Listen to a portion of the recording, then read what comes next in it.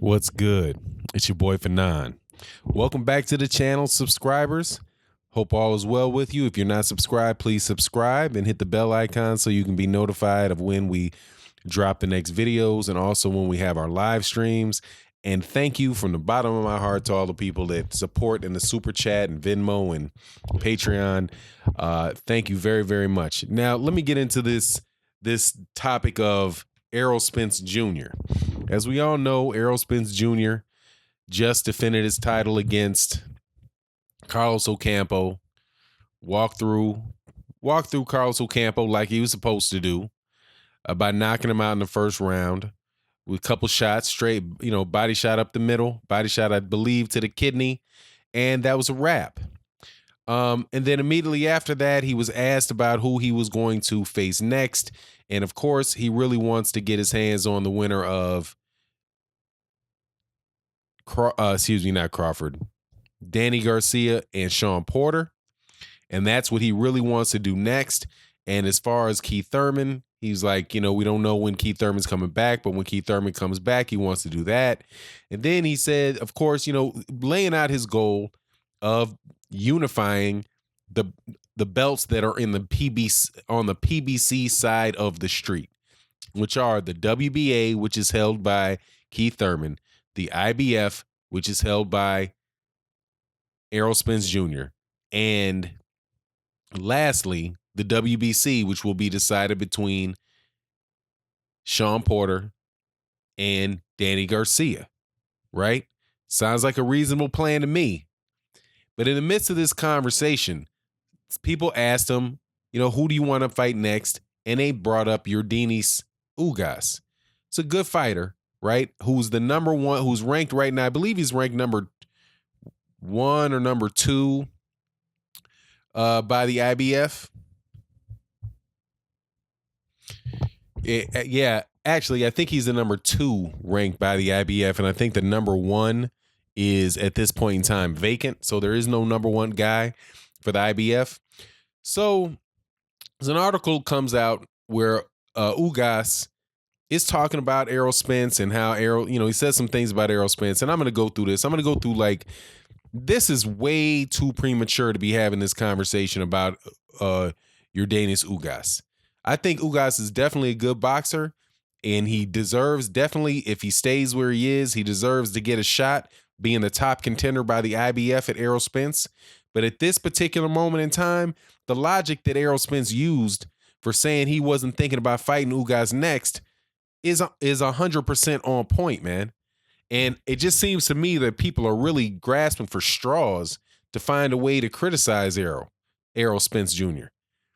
That is what he said was completely and utterly reasonable. He just faced Carlos Ocampo, who was his mandatory. The reason he would fight Ugas is because Ugas is his mandatory. He just fought his mandatory. He's gonna have to fight another mandatory. So if Ugas continues to do what Ugas is doing and he remains where he is, more than likely he's going to be the mandatory. So why would Errol Spence in his next bout take another guy who's in position to be his mandatory? So he can take his mandatory on as a voluntary and then turn around and have to fight another mandatory? What happens if what's his name? Keita Obara, or Konstantin Ponomarev, or Rashidi Lewis, or Carlos Adames? What happens if the IBF ranks them as a number 1 contender? Then he's going to have fought 3 mandatories in a row? I mean, 3 guys like that in a row? Makes no sense. By him saying that, look, I'm going to have to face him anyway. He's correct. If a boxer's in position to fight for a mandatory, and that's where they're positioning themselves, then they're going to get the fight when that sanctioning body orders the bout and says, look, you got to face your mandatory. So I don't get what people are complaining about. He just faced his mandatory. You don't have to face your mandatory every bout. You get a voluntary. So the question is, Who is he going to take as his voluntary? Because he's got a voluntary. He won the belt. He defended the belt against the best guy that was available for him in Lamont Peterson. He turned around and got his mandatory out of the way, and now it's time for another voluntary. And then if right after that he winds up having to take another mandatory, then there's Ugas' chance. So what's all that about, man? But let me go through what Ugas said real fast. And also there's a couple other points, man, because I'm starting to be like, look, this kid is doing what this kid is supposed to be doing. And you keep hearing things like, when's he going to do Vada testing? Like, Vada testing? The kid is in the IBF. That's the WBC clean boxing program. He will get in the WBC. He has been begging to get into the WBC clean boxing program by facing the WBC champion Keith Thurman, who wouldn't face him. Not everybody in boxing is in Vada. There's different types of testing protocols and different type of testing organizations, PED testing organizations for different sanctioning bodies. He's with the IBF. He's tested by the IBF. He's not tested by the WBC. If he's not ranked in the WBC because he's the IBF champion, he's not getting matches in the WBC. Why in the world would he test for the WBC just for the heck of it? Hey, man, let me just pay this extra money to get tested by the WBC. I know I'm not fighting anybody in the WBC. They're not sanctioning any of my bouts, right? The WBC champion, until he got stripped, wouldn't fight him. But he's just supposed to do that for what? I mean, it's... And then the last thing is the weight bully thing. But after I go through this article, I'll go through this weight bully thing. It's come on, man. I just think that, a certain crowd of people get excited about a boxer, and then another certain crowd of people just don't like to see people happy. Don't like to see people, he doesn't have any defense. He's not this, he's not that, he's not this, he's not that. And so you're just going to try to find and pick and, pick away and find whatever you can find to criticize the guy and make it look like he's ducking. I've had people come to my channel saying he's ducking Ugas. How in the world is that possible, man? The dude got on the ring last Saturday. But let me go through this boxing scene article. Now you realize that you got to take boxing scene, with a grain of salt. Because, hey, man, I caught them in some nonsense yesterday. But anyway, Ugas, at some point, Spence will have to face me or get stripped. Cuban welterweight contender Ordenis Ugas is not planning to back away from his mandatory world title shot at current IBF king Errol Spence, 24-0 with 21 KOs. Ugas is ranked in the number 2 position by the sanctioning body, is next mandatory challenger in the wings. This Saturday night in Frisco, Texas, Ugas, 23-2 with 11 KOs, scored 4 knockdowns of his amateur rival, John Batista, for a dominant stoppage win in the second round. In the main event of the card, Spence demolished mandatory challenger Carlos Ocampo in the first round. Because Spence just made a mandatory defense, he will get an opportunity to take 1 or 2 optional defenses. As previously reported by Boxing Scene, Spence downplayed the challenge of Ugas and said that he would rather face someone like Jesse Vargas. But Ugas cautions that Spence will eventually have to face him or suffer the same consequences as Gennady Golovkin, who was recently stripped of his IBF middleweight title for failing to make a mandatory defense. That's true and not true. Well, he has to think hard about what his next step will be because he already beat a challenger who didn't deserve it, Ugas said to George Ebro. He talks about caring about his legacy, but he cannot face another lower-level opponent. That would not help. Spence has, by law, an optional defense against an opponent of his choice. First, he cannot choose a small opponent because of his legacy. Second, at some point, he'll have to face me because the rules of the IBF require it. If not, then it's the same case of Golovkin. I respect Vargas a lot, who has been a world champion, but I think that in boxing, I'm above him. So I think Spence is wrong when he talks about how a fight would with me would not help him build his legacy. No, it's that I think I can stop his legacy. If I face a bout between Spence and Crawford is negotiated, I would be the first to step aside. They would find me sitting in the front row. Now that's fair enough. I like the fact that he pulled that in the end, that he would be willing to step aside. But look, man, Ugas ain't gonna have to worry about that. Ugas is not gonna have to worry about there being a bout between Spence and Crawford happening before that mandatory defense comes up, because that bout between Errol Spence and Terrence Crawford, just be real, is 2020. As much as the year 2020. And I think the year 2020 at the soonest, because for several reasons. One, you have, well, let me address this first. The fact that Jesse Vargas won't do more than Ugas for his resume, I don't agree with him. Because, and let me explain why. First of all, Jesse Vargas, when Errol Spence said that he wanted to face Jesse Vargas, that's if he cannot get the bout between Keith, the winner of Danny Garcia or Sean Porter. Because they fight, I believe they're supposed to fight in August, which means that they might not fight again until, the first part of 2019, first quarter 2019, like January, February of 2019 would be the time, be right around the time frame where the winner of that could face Errol Spence. So he's going to have a bout in the meantime. So that's why he was brought up to name somebody like Jesse Vargas. But if you look at what Jesse Vargas has done in his career, Jesse Vargas has won. He was the WBA 140-pound champion, and he was the 147-pound WBO champion. So Jesse Vargas has won bouts at two weight classes. Now, as much as people are really, excited about Ugas, because Ugas did look good against Ray Robinson, right? No doubt about it. He looked good with Ray Robinson. However, man, Ray Robinson, is a good boxer, but Ray Robinson had 2 losses on his record and really hadn't fought anybody any decent.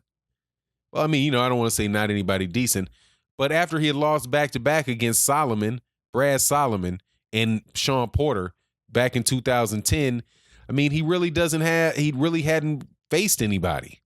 And then he loses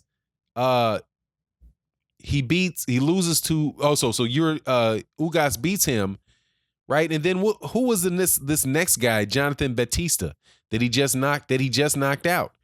This just seems to me to be one of these classic examples of somebody getting their record built up. I don't think Ugas might be better than Carlos Ocampo, but the guy that he just knocked out in the second round isn't even on the level of Carlos Ocampo and Jonathan Batista. Jonathan Batista was 17 and 14. He's been knocked out 8 times.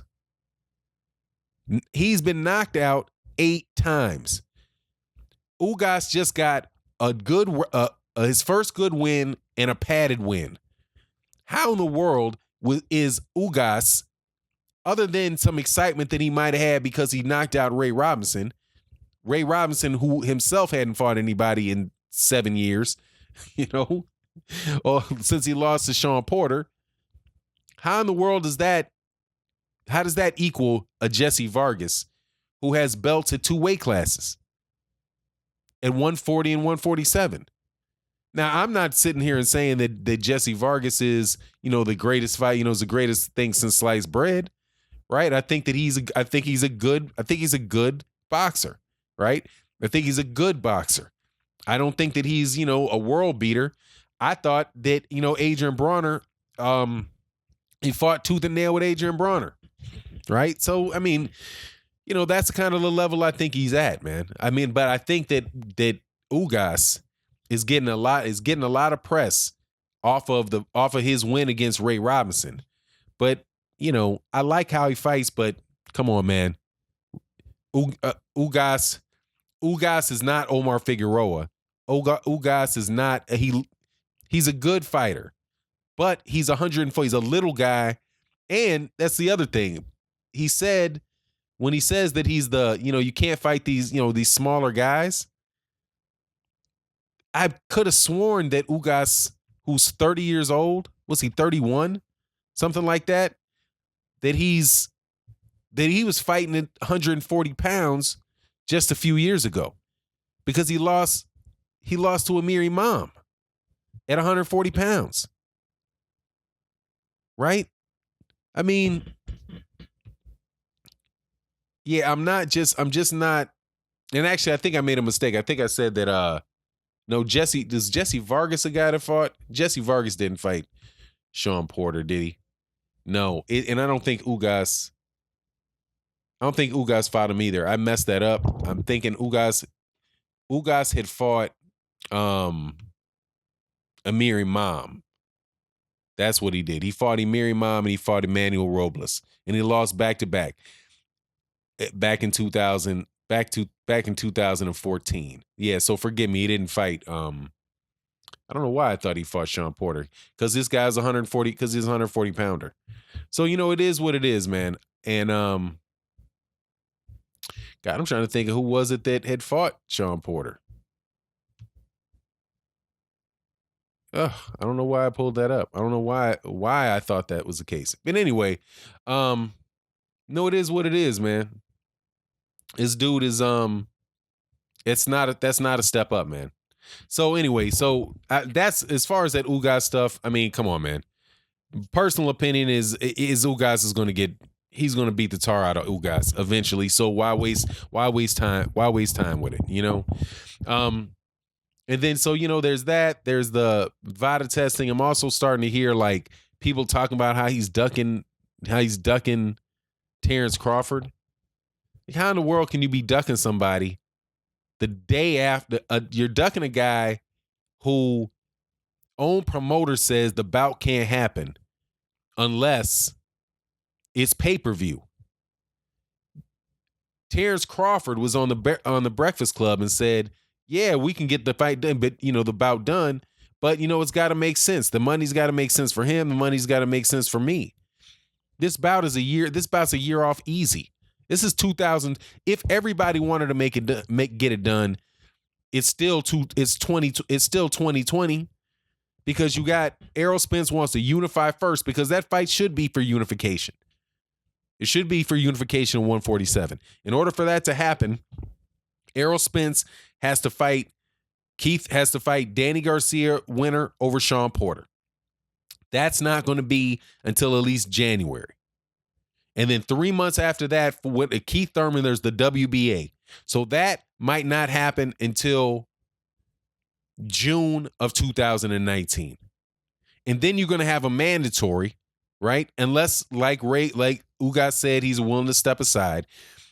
Then you're talking about 2020. You're talking about late 2019, 2020, if everything goes right. So how in the world can he possibly be ducking Terrence Crawford? Look, if you just don't like people being happy about a boxer that they've been saying is going to do well for a long time, hey, man, I guess that's on you. Just like there's a video that I watched today, man. Shout out to my man, because I'm going to do this way in the middle of the later part of this video. There was a video that came out where this guy was watching in the face of it being obvious that Anthony Joshua was ducking Deontay Wilder. And yes, in every video, I'm going to put a statement about that because it's ridiculous the way that they behaved. So when they're ducking, that Matchroom Boxing was ducking this fight with Deontay Wilder. And it's obvious to everybody that they didn't want the bout. It's obvious to everybody. Everybody that is not named, whose last name ain't Hearn or Joshua, you know perfectly well who ducked up out of that bout. And the reason it's not happening. The guy with 30,000 excuses gives you an excuse, but then blames Deontay Wilder in the same breath. But somebody put out a video of just watching an old an old amateur fight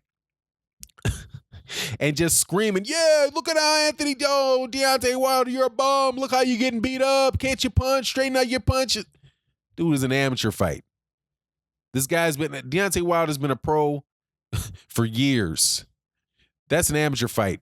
There's another amateur fight that you can see Anthony Joshua get knocked out in an amateur fight. Whatever.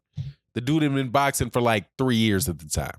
But you just want to hang on and find some negativity find something that they didn't do right to hold on to.